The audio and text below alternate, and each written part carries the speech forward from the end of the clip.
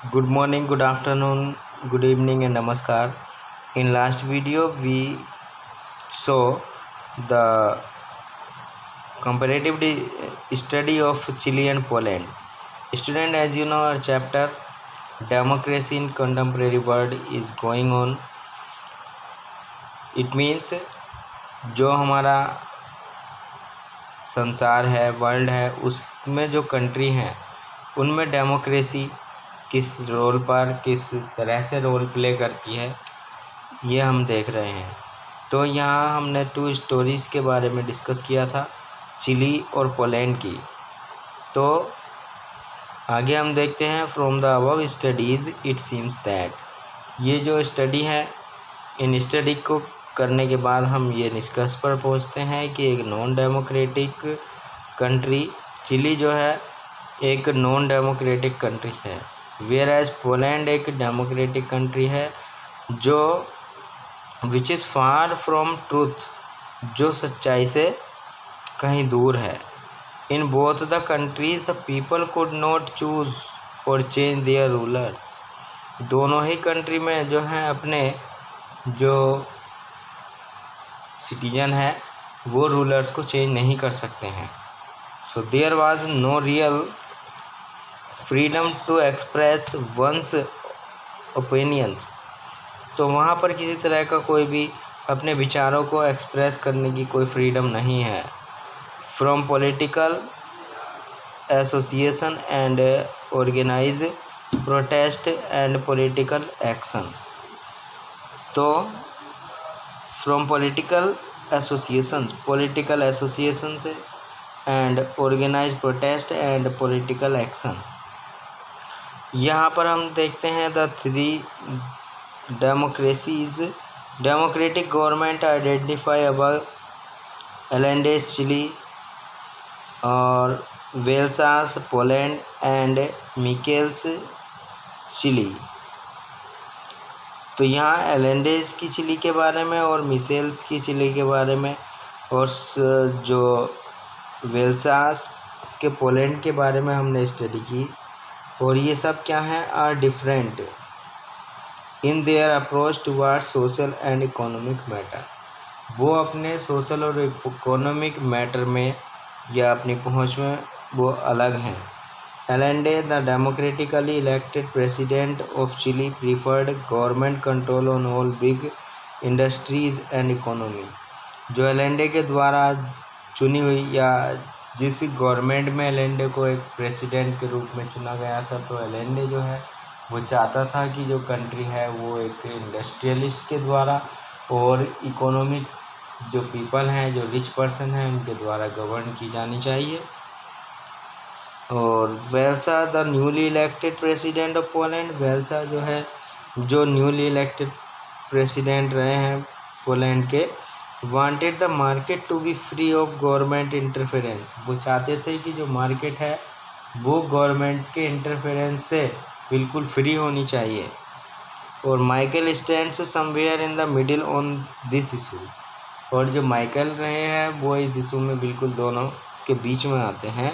Yet these 3 government share some basic feature, बल्कि ये फिर भी ये जो तीनों जो गवर्नमेंट हैं वो 3 बेसिक फीचर्स को जो है शेयर करती हैं। Power was exercise by governments elected,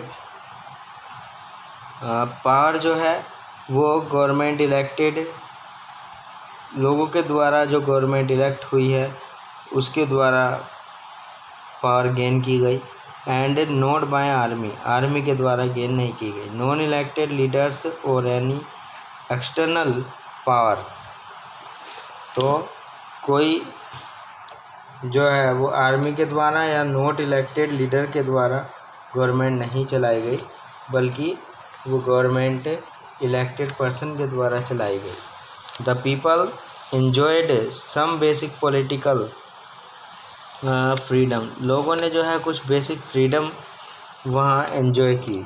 from these 2 stories let us draw a rough way to identify a democracy, हम डेमोक्रेसी को समझने के लिए एक हल्का सा नज़र डालते हैं तो यहाँ पर डेमोक्रेसी एक ऐसी गवर्नमेंट की फॉर्म है that allows people to choose their rulers. जो गवर्नमेंट अपने रूलर्स को चूज़ करने के लिए या पीपल को अपने रूलर्स को चूज़ करने के लिए रोल प्ले करती है। डेमोक्रेसी में क्या होता है, only leaders elected by people should rule the country. Democracy में केवल वही लीडर कंट्री को गवर्न कर सकते हैं जो लोगों के द्वारा इलेक्टेड हैं। और people have the freedom to express views, freedom to organise and freedom to protest. People ने क्या किया, have the freedom to express views, लोगों ने अपने व्यूज़ को एक्सप्रेस करने के लिए फ्रीडम, स्वतंत्रता प्राप्त की।